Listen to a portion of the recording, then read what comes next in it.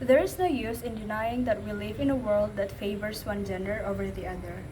Many people still believe that women are less competent than men, and thus shouldn't be having higher positions in certain work fields, or that women should just give up on their dreams and passion because at the end of the day, they were born with uterus and belongs in the kitchen. Seeing women as naturally submissive, naturally below men, unintelligent, or that their only worth is sex. Their sole role in life is to serve the husbands and the kids, and many more examples that would be impossible to fit in this 7-minute maximum talk.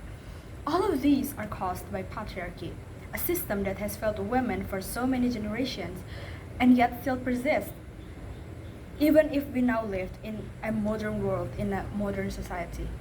This patriarchal system has failed so many women over the years because the system does not believe and does not see women as a human being.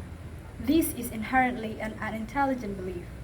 And on this occasion, I will be presenting the reason why gender equality as one of the sustainable development goals is essential because women are human too. Before I get into the next point, let's establish the definitions of some of the words that I have and will be using in this video. First of all is feminism. Feminism was originated by Charles Fourier, but what it truly means is the advocacy of women's rights on the basis of equality of the sexes.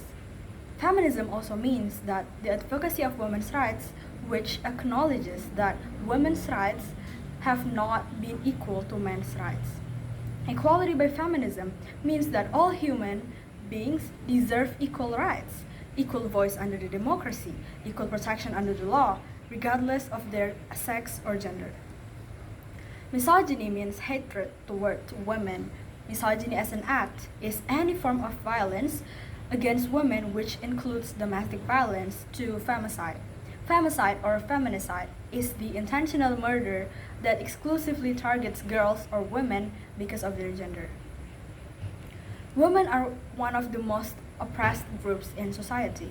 Denying women's rights, denying their existence, denying their competence just because of their gender is outright misogyny. Seeing human as less than human because of their gender is not just lack of empathy, it is way more than just that.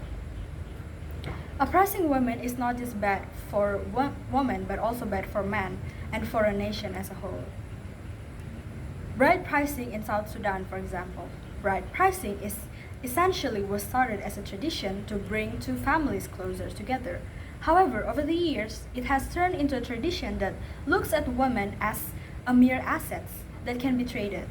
Bride pricing is still persistently being practiced by many more countries, and it shows how the society views women as mere objects, and handing the daughters to the groom means allowing the groom to do anything to them, including abuse.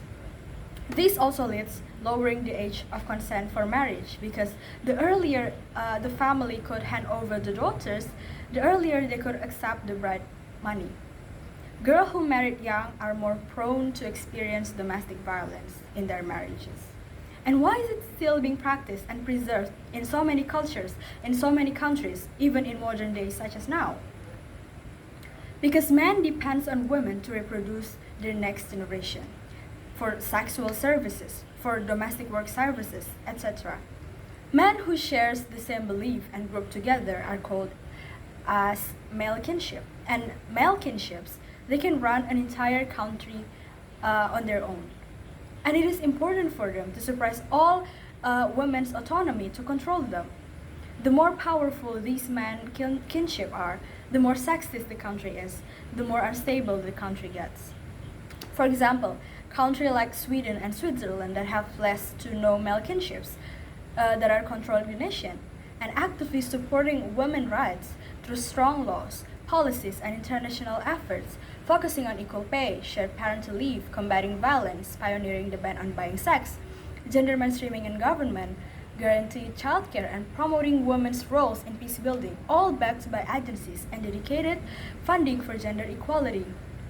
These countries are shown to be stable countries, whereas countries like Iraq, Pakistan, and also South Sudan, that has more and stronger male kinships, are shown for being more violent and more unstable.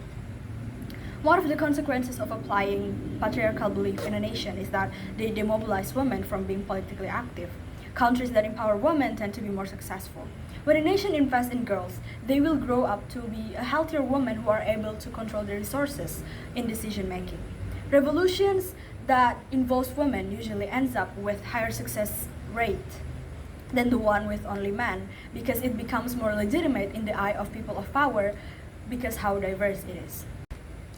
For example, women of Liberia in West Africa have taken part in organizing and mobilizing and ending Liberia's second civil war over 20 years ago. Adjudicating women as less than men, as a less of a human being because of their gender, will not only fail us as a society, but also as a whole nation. Advocating women's rights is to advocate women to be seen as a human being. Gender equality can only happen if we, as a nation, succeed in dismantling misogyny and patriarchy as the root problem and treating them as a cancer in which needs to be treated before it becomes a widespread problem. And one way to start is to deconstruct the belief that has been handed down by our parents, by society from previous generations, by starting within ourselves. We are human beings. We are capable of change as long as we strive for change. I am Raisha Maura from Class A. Thank you very much.